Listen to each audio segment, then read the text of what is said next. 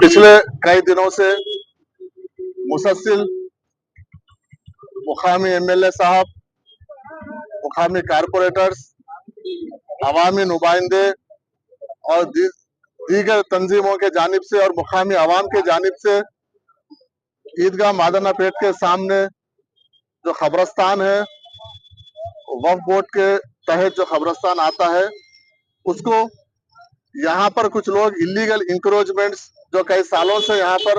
अपने लकड़ी के कारोबार कर रहे थे, वो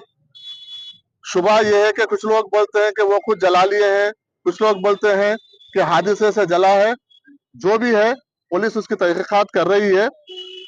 उस हादसे को बहाना बनाकर अपनी जो मौजूदा हुदूद थी उसको तोड़कर पीछे और वक्फ बोर्ड खबरों को मिटा के, जो पुराने खबरें थे उसको मिटा के अंदर घुस के कंस्ट्रक्शन का काम कर रहे थे, जेसीबी इसको लगा के।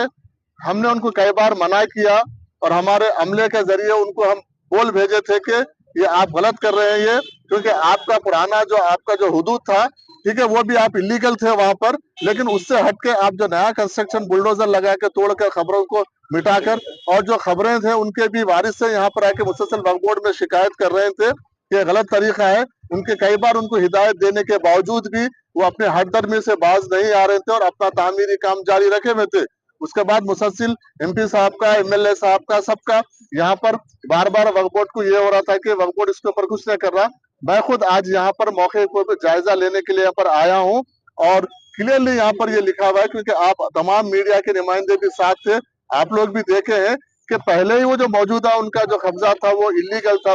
खबरस्तान में थे, और उससे हटकर और पीछे वो खबरों को मिटाकर काम कर रहे थे। आज हम इसके ऊपर इमीडिएट एक्शन लेंगे। इसके ऊपर म्युनिसिपल बल्दिया में जाके जो वक्फ बोर्ड के तहत जो भी डॉक्यूमेंट्स है और हमारे पास जो डॉक्यूमेंट्स है वो बल्दिया में लेके हम इनको इलीगल इंक्रोचमेंट को हम यहाँ पर कब्जे को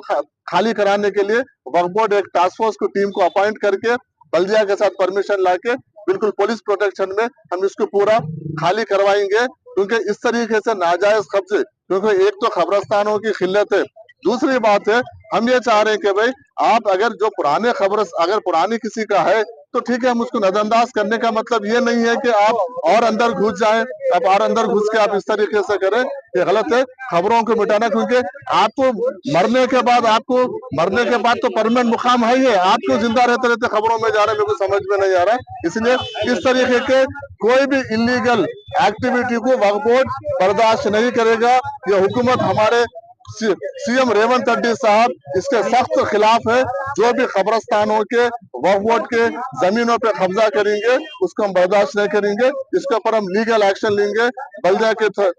के थ्रू हम इसके ऊपर परमिशन डिस्पेंड लेकर परमिशन लेके आके वक्फ बोर्ड के जानिब से उसको इमीडिएट हम उसको निकालने का काम करेंगे। कितने एकड़ में ये करीब है एक एकड़ 6 गुंठे का खबरस्तान है हमारे गजट के हिसाब से, हम उसके हिसाब से पूरा क्लियर करेंगे।